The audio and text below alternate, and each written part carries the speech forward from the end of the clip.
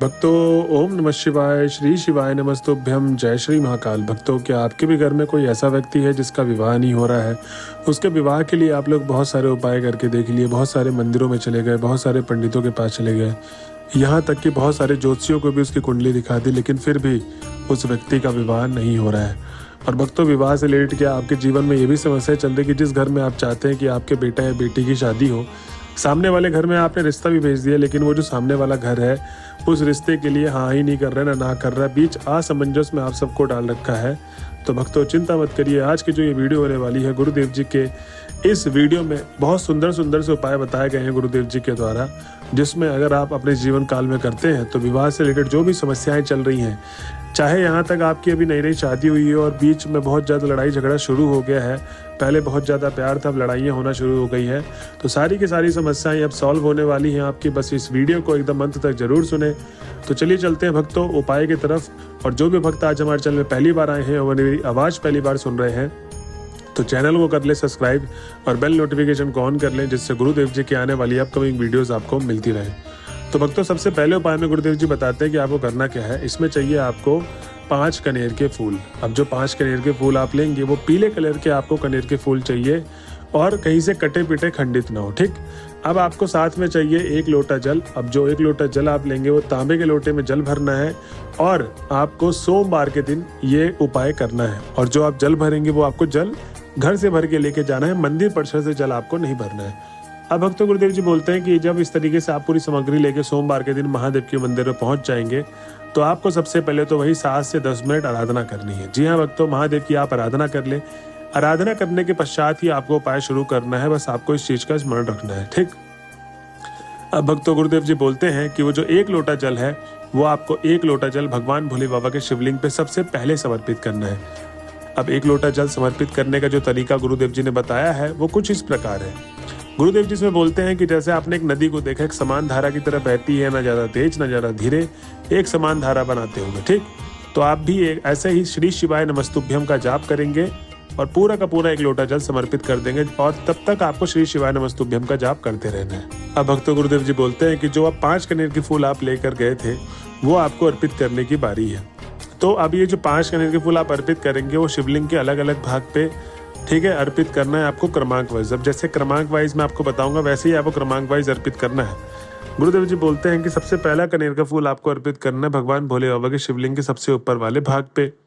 दूसरा कनेर का फूल आपको भगवान जो माता अशोक सुंदरी का स्थान है, जो भगवान भोले बाबा की सबसे छोटी पुत्री, वहां पर अर्पित करना है। तीसरा कनेर का फूल आपको हमारे हस्त कमल पे अर्पित करना है और तीसरे के बाद चौथा कनेर का फूल आपको भगवान गणेश के स्थान पे करना है। 5वां और अंतिम कनेर का फूल जो होगा वो आपको जलाधारी वाले भाग पे अर्पित करना है, जहाँ से जल नीचे की तरफ अर्पित हो रहा हो। अब इस तरीके से आपको सारा का सारा उपाय कर लेना है। अब आपको अपना नाम और गोत्र बोलना है। जिस व्यक्ति का विवाह से रिलेटेड जो भी समस्याएं हैं वही इस उपाय को करे और अपना नाम और गोत्र बोले। नाम और गोत्र बोलने के पश्चात ही आपको अपनी मनोकामना बतानी है। प्रश्न अपनी जो परेशानी हो, सारी की सारी परेशानी रखते हुए अपनी मनोकामना मांग के अपने घर की तरफ चले आना है। भक्तों, गुरुदेव जी कहते हैं कि जो भी भक्त मेरे बताए गए उपाय को इस तरीके से करता है, उसकी जो भी मनोकामना है भगवान भोले बाबा निश्चित रूप से आपकी मनोकामना पूरी करेंगे ही करेंगे। तो भक्तों, ये हो गया हमारा पहला उपाय। अब हम चलते हैं अपने दूसरे उपाय की तरफ। भक्तों, जो दूसरा उपाय है इसमें गुरुदेव जी ने बताया है कि ये उपाय आपको किसी भी रविवार वाले दिन करना है और ये जो उपाय आप करेंगे वो माता रानी के मंदिर पे करेंगे। इस उपाय में गुरुदेव जी बोलते हैं कि परिवार का वही सदस्य करेगा जिसका विवाह नहीं हो रहा है, जिसका मतलब कलेश चल रहा है विवाह से रिलेटेड, वही व्यक्ति करेगा, ठीक। अब इसमें गुरुदेव जी बोलते हैं कि आपको चाहिए 1 कलश, मिट्टी का कलश चाहिए।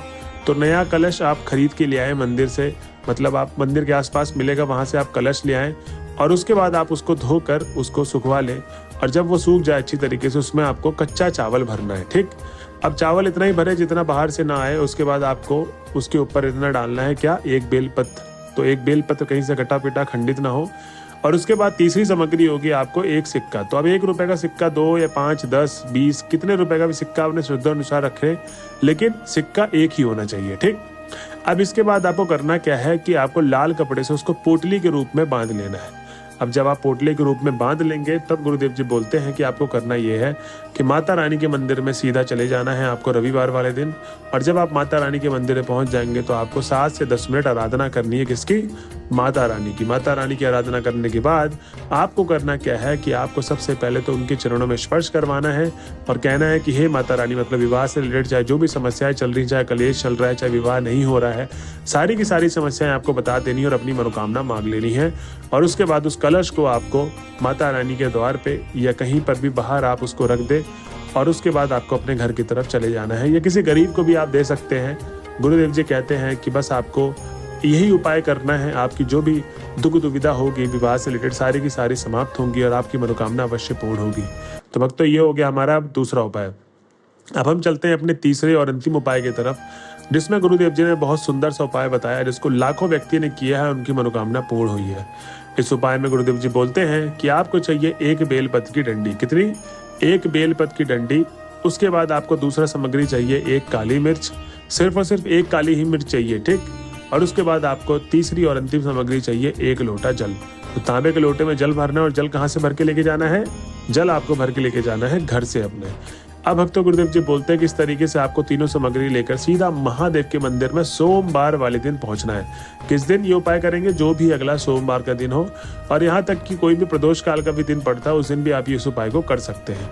गुरुदेव जी बोलते हैं कि आपको सबसे पहले महादेव के मंदिर में जब पहुंचेंगे तो इस उपाय को सुबह सुबह ही कर ले, ज़्यादा बेहतरीन है। आप जब महादेव के मंदिर पहुंचेंगे तो वही आपको उत्तर दिशा की तरफ मुख करके शिवलिंग के सामने खड़े होकर 7 से 10 मिनट आराधना करनी है, ठीक है। तो आपका जो मुख होगा वो उत्तर दिशा की तरफ होगा, शिवलिंग के सामने खड़े होंगे। अब उसी जगह में विराजमान हो जाए, जब आपकी आराधना हो जाएगी, अब उपाय करने के लिए आप तैयार हैं। गुरुदेव जी कहते हैं कि वो जो आप 1 बेलपत्र की डंडी और 1 काली मिर्च लेकर गए थे, वो आपको महादेव के शिवलिंग के जहां पर आप बैठे हैं, जो हिस्सा आपको दिख रहा है शिवलिंग का, उसके जस्ट अपोजिट वाले भाग पे, मतलब जो हिस्सा आपको नहीं दिख रहा है, मतलब शिवलिंग का पीछे वाले भाग पे आपको 1 बेलपत्र की डंडी और 1 काली मिर्च रख देनी है। उसके बाद आपको क्या करना है? खड़े हो जाएं और 1 लोटा जल समर्पित कर दे महादेव के स्थान पे जो शिवलिंग है हमारी, ठीक। और कैसे करना है? समान धारा बनाते हुए पूरा का पूरा 1 लोटा जल समर्पित करना है, ठीक। अब इस तरीके से आप जब जल अर्पित कर देंगे, अब आपको क्या करना है? अपना नाम और गोत्र बोलना है और जो भी विवाह से रिलेटेड समस्याएं हैं वो सारी की सारी समस्याएं महादेव को बतानी है। जो भी दुख तकलीफ चल रहा है वो सारी की सारी समस्याएं आपको महादेव को बताना है और बस आपको अपनी मनोकामना मांग लेना। भक्तों, गुरुदेव जी कहते हैं कि जो भी भक्त मेरे बताए गए उपाय को इस तरीके से करता है, उसकी जो भी मनोकामना है भगवान भोले बाबा निश्चित रूप से पूरी करेंगे ही करेंगे।